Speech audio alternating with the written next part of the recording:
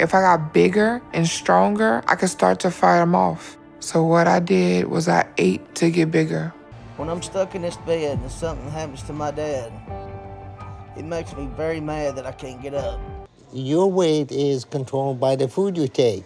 Well, she ain't giving me no food. There's someone facilitating the food coming in, and it's not me. But Doug has shown me he's willing to work at this process to lose weight. You gain weight from the food you eat. You don't even care if there's swelling or nothing. It's only the food. You say that's it. Look. I mean, it's killing me, but like it's like a drug. You don't even notice it. Has a history of making excuses to justify her overeating. Not just to others, but to herself. Number 13, Ashley Bernard. Ashley Bernard had a transformative weight loss journey on My 600-Pound Life and has since changed her life. The Louisiana woman was 31 years old when she debuted on the hit TLC show in 2020. Because the person who babysit us, her boyfriend was the person that molested me.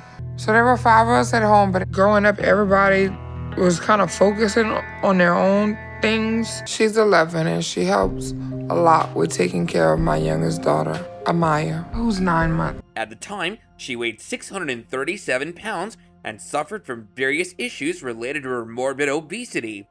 Ashley lived with her mom and relied upon her family and elder sister to care for herself. While she admittedly hated that, she had no other way to survive as she was bedridden and unable to move. Growing up, food was the only source she thought would make her strong, but that turned into an obsession. As in the episode, we could see her digging into a plate full of omelets and piled up pancakes dripping with syrup. Ashley consulted Dr. Yunan Nazaruddin because she was tired of spending so much time at home and using a walker. The 31-year-old mom of 2 stated that her stress had stopped her from becoming fit and revealed that she was an assault survivor. However, Dr. Now inspired her to take responsibility. He told her not to use her past as an excuse. If I got bigger and stronger, I could start to fight them off. So what I did was I ate to get bigger. Because by the time I was 6, I weighed 150 pounds. And I just kept eating to try to get even bigger. Has a history of making excuses to justify her overeating. Not just to others, but to herself. By following the diet plan I have given her and getting down to her weight loss goal over the next 2 months. As a result, Ashley quickly made progress and began working hard at the gym, walking on the treadmill.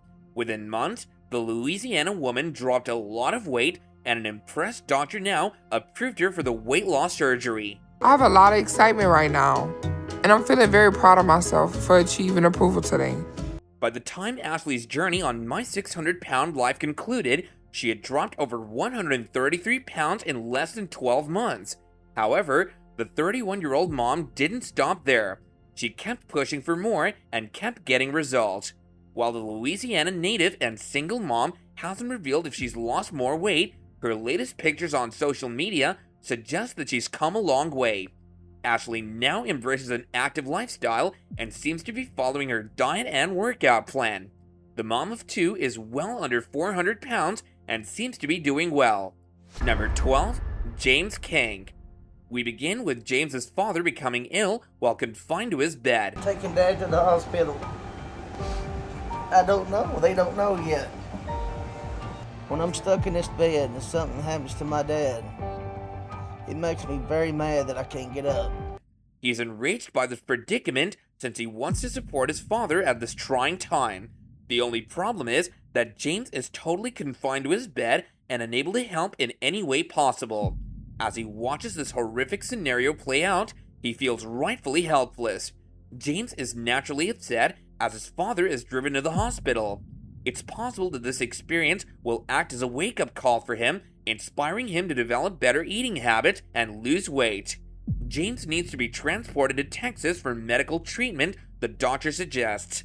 After weighing their choices, they decide that despite the possible hazards to his health, they must transfer him in the back of a van. They might not like it, but they have no other choice due to their financial limitations. It's admirable that they're going above and beyond to get James to Houston, even if that means disobeying some medical recommendations. It's clear from looking at James's physical condition that he's in serious need. Over the past 4 months, his weight has gotten out of control without any indication of a weight loss. James had received a diet plan through email from Dr. Now 4 months prior, but it seems like he hasn't followed it at all. She's lost 80 pounds, and I'm losing nothing. Something don't add up. And determined that as long as James wants the food, that this is not a situation that they can intervene in. Your weight is controlled by the food you take. Well, she ain't giving me no food. It's crucial for James to survive, and thus his lack of development is worrying. It becomes crucial to decide to change and take action. James's caregiver, Lisa, has been questioned about how she contributed to his declining health. Dr. Now claims that by bringing him food, she's slowly causing his death. In an effort to defend herself, Lisa cites the broken bed and an ankle injury as the causes of their current situation. Dr. Now, however, is unforgiving and dismisses her justifications as weak. You don't think your weight has to do anything with your eating habit? No, I don't. What do you think your weight comes from, thin air? James, your weight is related to what you eat. I'm not going to bring him food. The last time he was in the hospital, All right, sir, you're I gonna swear to let God, me I help did him? not bring him no food. Okay, you gain weight from the food you eat. You don't even care if there's swelling or nothing. It's only the food. You say that's it. Look, He adamantly maintains that James doesn't need to eat, and he exhorts Lisa to quit giving in to him. James needs food, but neither the excessive quantities nor the unhealthful kinds of foods he eats are necessary. This idea is emphasized by Dr. Now, who rejects Lisa's attempts to defend her behavior. He insistently says Lisa needs to stop feeding James and that James needs to change. Making these critical changes is vital for James's health. James admits that his heart failure has been a setback and that it's become difficult for him to control his desires. Even though James is told to shed 85 pounds on his own 2 months ago, Dr. Now points out that he hasn't made any progress toward his weight loss goal. Dr. Now is skeptical of James's dependency on meal delivery because of a car problem and offers other ideas like taking a taxi to the store to get nutritious food. James's justifications are seen by Dr. Now as a way for him to continue his bad eating habits. Number 11, Casey King. After 4 years of intense training and diet, reality personality Casey King, who once weighed 845 pounds, has reduced over 2/3 of his body weight. He is now at a healthy weight. Bariatric surgery was performed on King in 2019, which assisted him on his mission to lose weight and resulted in him losing a total of 600 pounds by the end of the process. In the same year, he made an appearance on the TLC reality series Family by the Ton, during which he was videotaped shirtless due to the restricting nature of the garments he was wearing. King asserted that he had always been a big kid, reaching a weight of 300 pounds by the time he completed his high school education.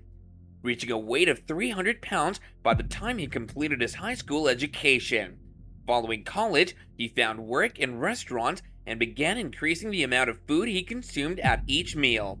In the following episode, we could see James disgustingly eating tons of food brought by his father. James was unemployed because of his weight and would play video games and watch TV all day while bulking down all the food he could get. Now, there are moments afterwards where, like, I've ate so much where I feel sick. Okay. But I don't mind overeating and just going and throwing up in the bathroom. I'm just safe, and video games are where I escape. Have no job, have no real money, and just be playing video games all day and eating. Basically, his one thing that made me happy was food. So we just ate like kings, but like in the worst way. After moving in with his father, he had a dramatic increase in his weight, which eventually reached 845 pounds. King had difficulty with activities of daily living, including taking a bath, and his father was required to assist him in wiping his bottom. He'll tell me what to get him, and I come right back a lot of times in case that's too much food. But I'll get it for him. He's my son. I love him. I love to make him happy, you know, and food's got a lot to do with his happiness, but There's someone facilitating the food coming in, and it's not me. Food is so much more a part of me than I want it to be. I mean, it's killing me, but like it's like a drug. You don't even notice it. Wiping just my ass, because I mean, I can't reach everything on my back, and I can't reach everything below me. Before he could consider getting bariatric surgery, he realized he needed to lose weight on his own first. His mother pushed him to eat healthier and do more exercise, and she was instrumental in getting him started on the path to successfully losing weight. In the end, he decided to have a procedure called a vertical sleeve gastrectomy done to minimize the size of his stomach. This made his stomach smaller, which in turn caused him to eat less. After undergoing the procedure, he went from weighing 700 pounds to 631 pounds, and he has maintained the weight loss that he achieved by adhering to his diet and exercise plan over the past 4 years. Number 10. Doug Armstrong. One person sticks out as the worst example of a mukbang, a gathering where individuals consume enormous amounts of food for amusement. Doug. Doug elevates the idea of gluttony to new and unsettling levels with his ravenous hunger and strange eating practices. The tragic circumstances of Doug's food addiction and how it negatively affected his life are revealed in this video, which digs deeply into Doug's life story. Doug, a 36-year-old man, feels elderly when he wakes up every morning. His looks and lack of energy show the effects of his food addiction. By prematurely aging himself past his years, he's become a live example of the effects of overeating. Doug's addiction not only has an impact on him, but also on his family. But Doug has shown me he's willing to work at this process to lose weight. They deserve so much more than what I give them. All because I can't stop eating. And I just make things harder a lot of times. I never thought I'd have a family. I never thought I'd have kids. They're just the greatest thing that's ever happened to me. While Doug watches passively as a mere bystander, his wife Ashley takes on the responsibility of raising their children. Knowing that her husband's bad habits are making her life a living nightmare only adds to the tiredness she already feels. In Doug's home, portion control becomes a foreign idea. Ashley no longer makes an effort to control his eating because it seems pointless. Doug has an endless supply of food in his stomach, and he continuously eats seconds and thirds. He eats an unbelievable amount of food, which makes you wonder about his general health and well-being. Doug is more and more hungry as lunchtime approaches. A glint of enthusiasm appears in his eyes at the mere mention of pizza. It soon becomes clear that Doug's only goal in the family dynamic is to obtain food. His genuine intentions are kept beneath the surface, even if he frequents fast food restaurants or pizzerias. Doug secretly practices the art of the hidden lunch during these outings, which is his guilty pleasure. I love doing things together as a family, but sometimes it's not even worth it. It's too exhausting because all Doug can do is sit there. I feel bad for Ashley because it shouldn't be like this. I know she has to do everything. But when the patient just reduces their diet, they will always go back to overeating after a few months. He sneaks in extra food and frequently eats numerous meals in the course of a single automobile ride. His activities, which include adding cheeseburgers to his pizza feast and reveling in the thrill of breaking the law, are astounding in their audacity. Doug's overeating has negative effects that go beyond just being enjoyable. The effects of his activities on his health and well-being are grave. Consuming meals that are so unhealthy, full of empty calories and saturated fats, simply serves to compound the harm already done to his body. Ashley wonders if Doug's covert eating habits are real. She senses that he consumes food while she isn't there, despite his efforts to conceal how much. Their relationship is already strained by the lies and betrayal, which also undermines trust and isolates Doug and his addiction. Doug's experience serves as a warning, exposing the murky underbelly of mukbang culture. His disordered and excessive eating patterns make him the worst possible mukbang. Number 9. Justin McSwain.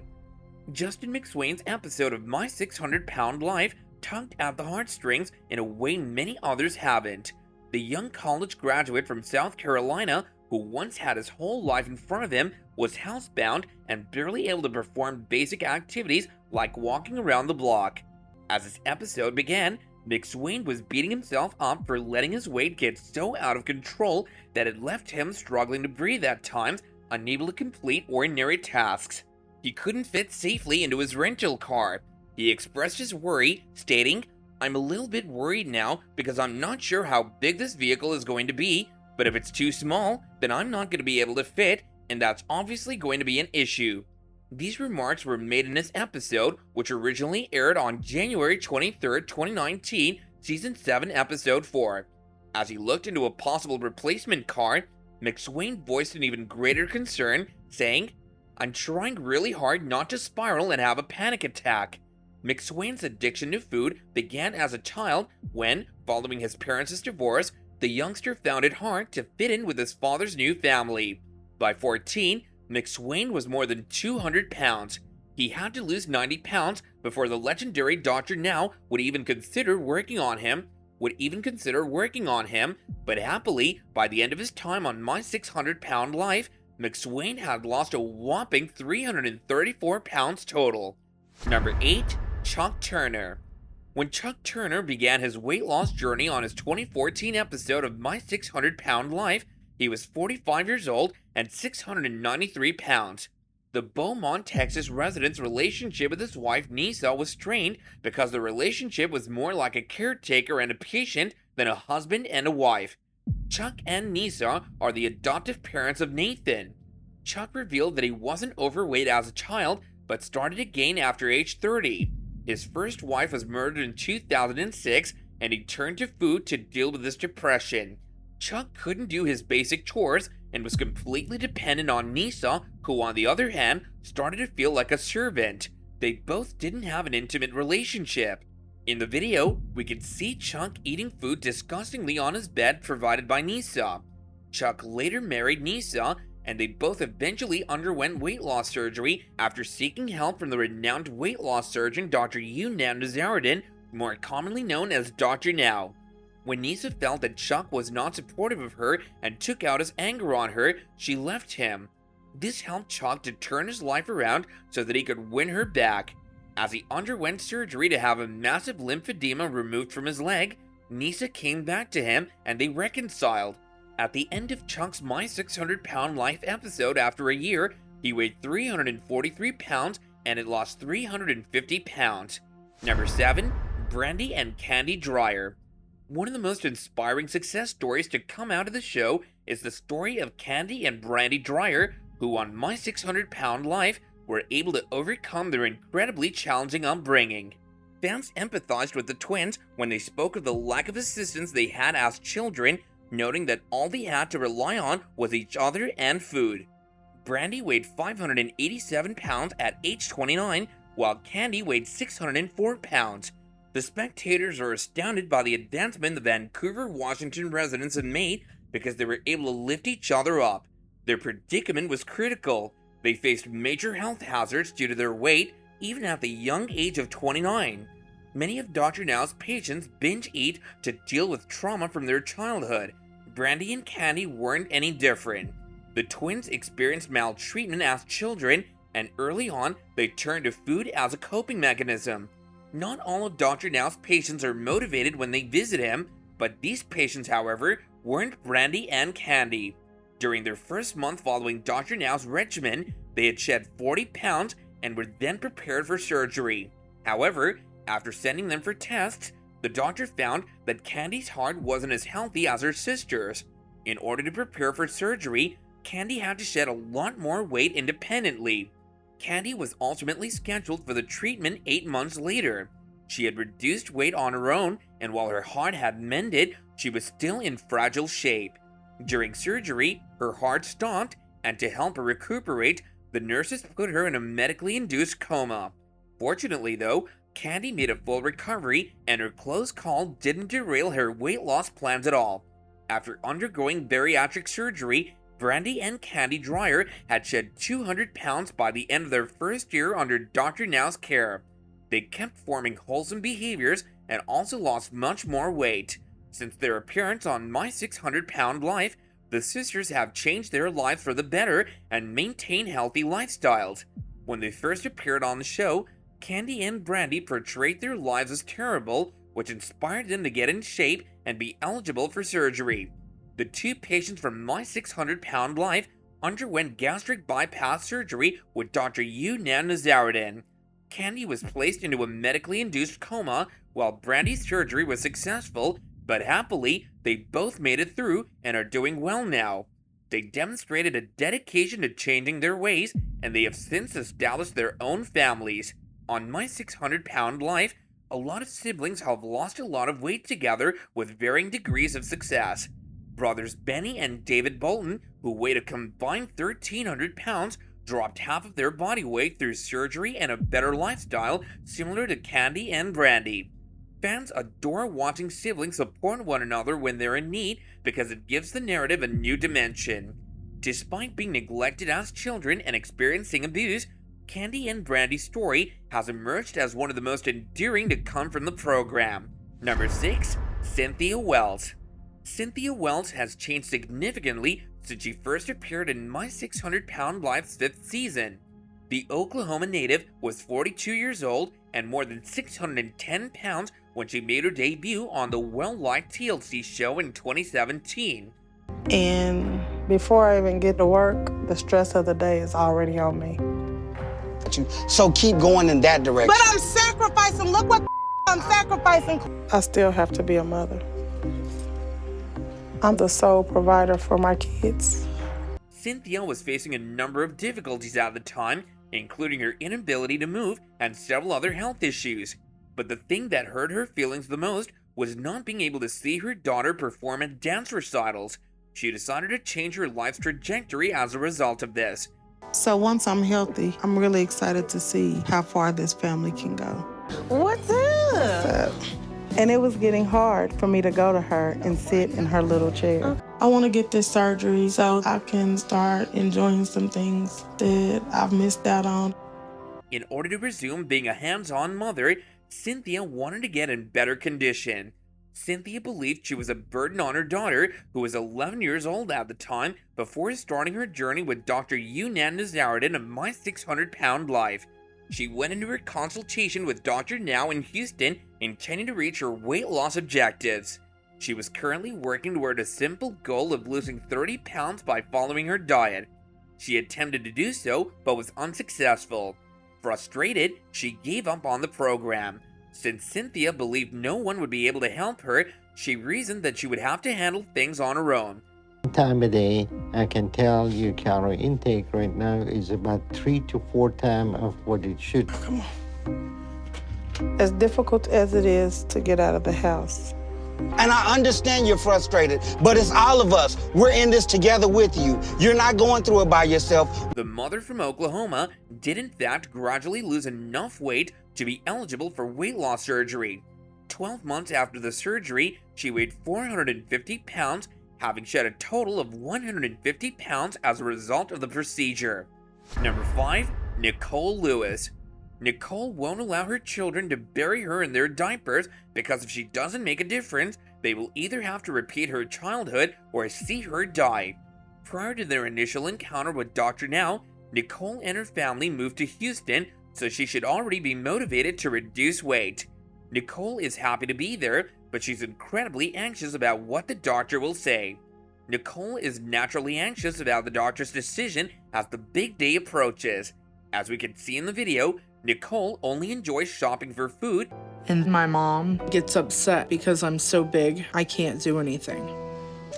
And all I want is food. Are you ready? That was very intense. She gets upset like she did when I was a child. And she takes it out on me and my kids. And food is the only motivation for her to go out and to get out of her bed. 684 pounds. That is a substantial amount of weight.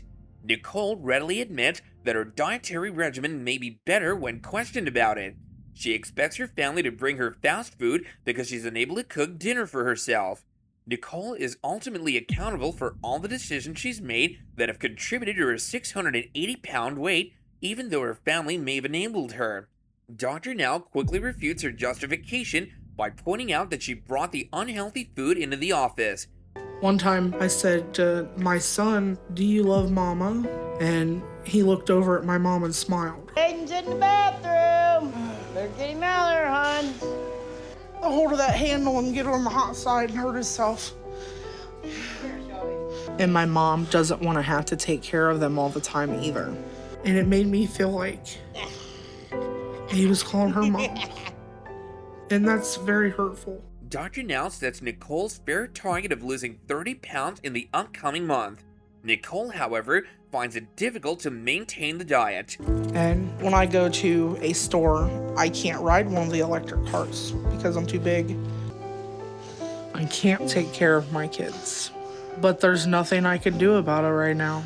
But it is embarrassing when there's moments where I can't pass something because I'm so big. Nicole is concerned as she leaves for her follow-up appointment because she's unsure of her progress toward her weight target of being under 654 pounds.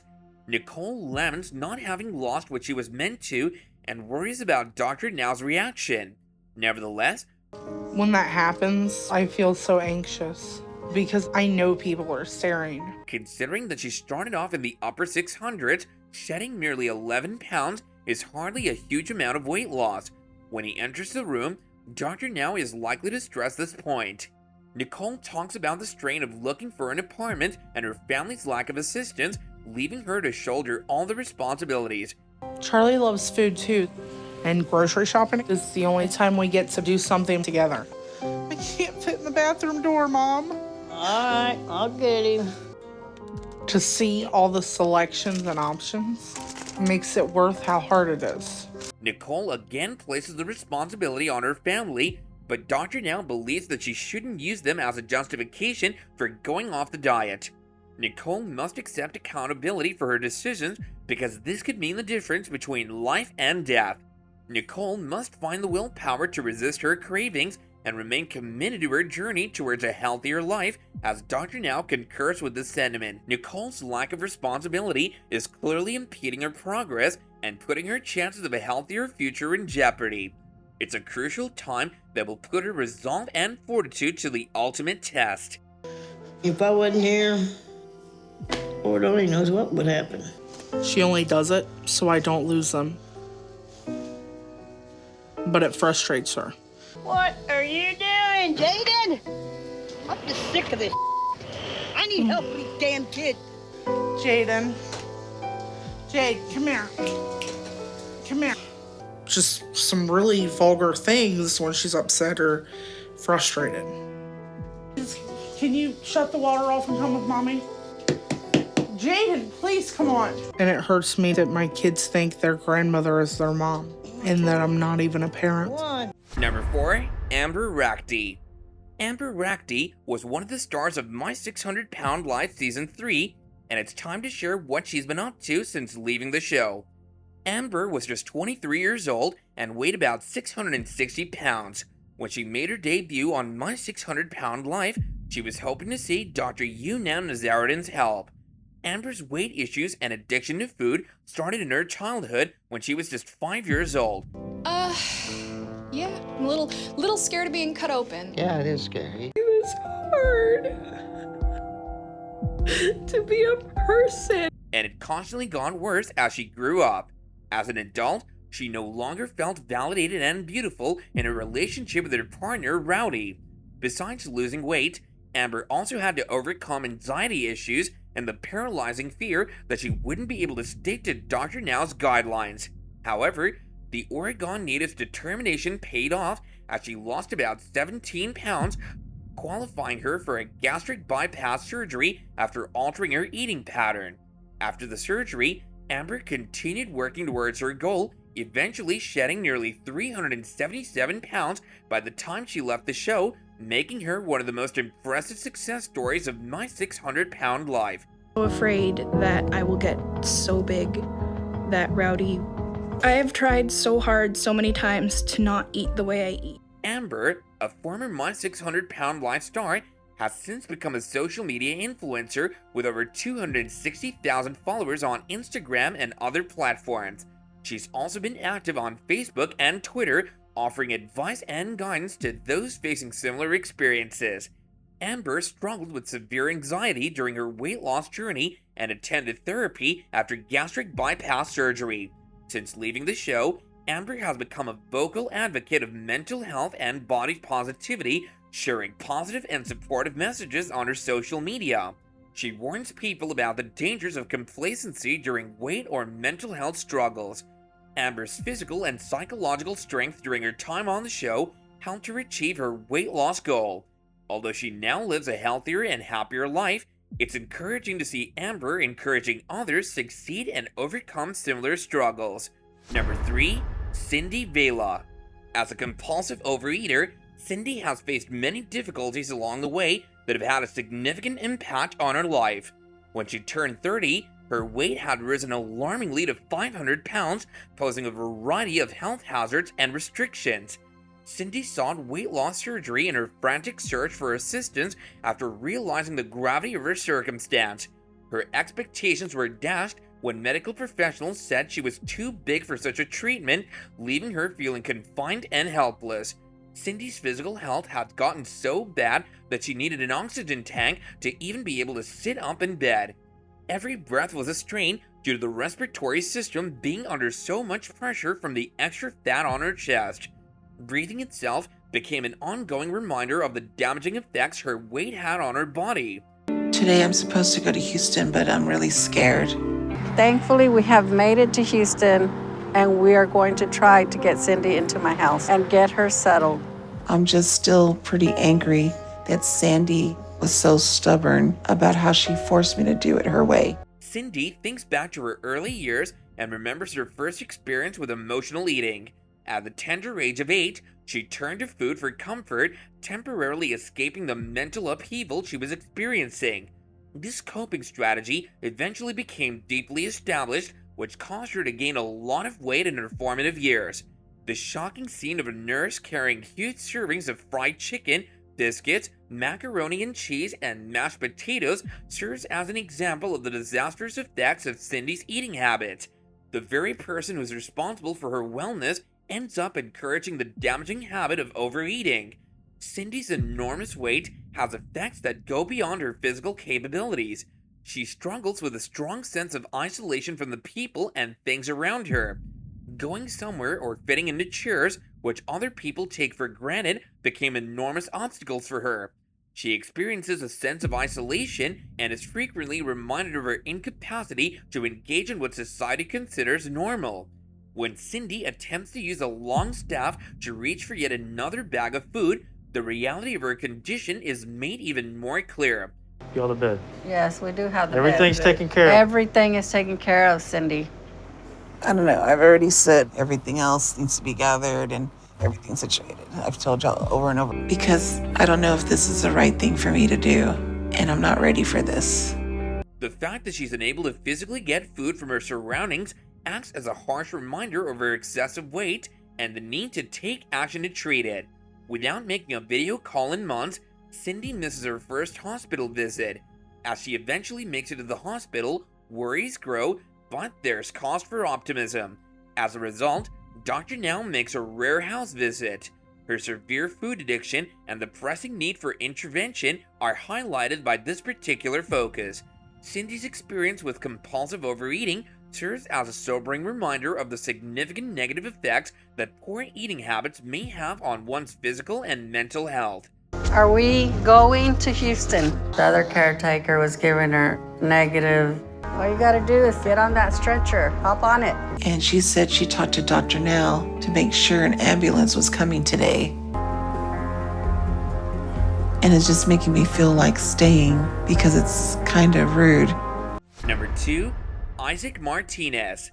Every morning when Isaac gets out of bed, he starts cooking for his family.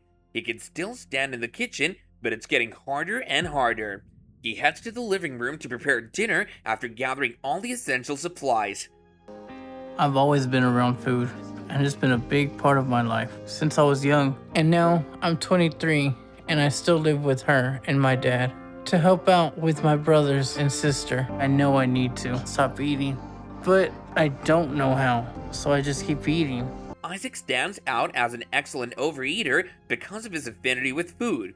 Since he was a young child, food had been a vital part of his life, serving as a way for him to connect with his family when cooking and eating together. The satisfaction of lovingly preparing meals is enormous. Isaac is from a big family, and you can tell they all adore food. For Isaac, eating has always been a source of solace and escape. Food is a permanent source of delight no matter the situation, whether it's sunny or rainy. He has devotedly traveled through life with eggs, chocolate, and other culinary treats. Even though he weighed over 300 pounds, Isaac was engaged in his high school years, serving in roles like class president, homecoming prince, and student council member. It's how I spend time with my family when we cook and eat together, and watching them enjoy the food. So I do feel like I have a special connection with food. So my size has become an even bigger problem. Because I'm so big, I need help now. After his sophomore year, though, his weight started to impede his development and restrict his participation in a number of activities. Isaac loves to eat a whole bag of Chex Mix for a snack, along with Reese's Cups and a cool Dr. Pepper. Cooking and eating are what Isaac does for a living. Eating always follows cooking, producing a never-ending cycle of food consumption. All my life is mostly just cooking or eating. And if I'm cooking, then I'm eating too. My mobility has been declining, but most recently, over this last year and a half, it's how I spend time with my family when we cook and eat together. And it's been how I show them I care. Isaac is nonetheless well aware that the meal he previously adored now poses a serious threat to his health. Isaac's family is thrilled to welcome his father for dinner, who delivers about 10 pizzas for everyone to enjoy. As each member of the family eagerly snatches a slice, Isaac waits patiently for them to finish. He then moves to draw the table in closer, signaling his desire to eat more than everybody else. You know, rain or shine, food will be food. Eggs will be eggs. But now, I'm probably closer to 700 pounds. So my size has become an even bigger problem. But I'm the one whose job it is to feed everyone. But I don't mind it. After everybody's finished, Isaac leaves the house and goes out to eat burgers, fries, and a variety of fast food items, easily consuming a mind-boggling 10,000 calories. Isaac's tale is particularly heartbreaking because he's so young and still has to deal with the consequences of his unhealthy lifestyle. I'm not really living. I'm not really doing anything at all. And that's the opposite of what the situation is supposed to be. It's the only constant in my life, and it's just always been there for me. It's my job to take care of everyone. Number 1, Shanae Murray. One of the show's biggest participants ever was Shanae Murray, the star of Season 6 My 600 Pound Life. Shanae Murray's body mass index at her starting weight of 721 pounds was roughly 5 times the threshold that's healthy for someone of her height. Shanae was looking for a way to improve her life in order to become a candidate for bariatric surgery. Dr. Now often has his patients lose weight naturally through diet and exercise before they're ready to have bariatric surgery. Over the years, she's made repeated unsuccessful attempts to shed weight on her own. Dr. Nazarian of My 600 Pound Life gave Shanae weight loss objectives to work for. 4 months I have seen you from day one, you haven't lost any weight. Even once we are done. You understand me? Burgers, and then you smart enough not to throw it to your own trash, throw it to somebody else's trash. Gave Shanae weight loss objectives to work for after she had a consultation with the doctor and was aware of the risks connected with having weight reduction surgery. Since she was unable to complete her goals in time for her ensuing appointment with the doctor, she was ultimately admitted to the hospital.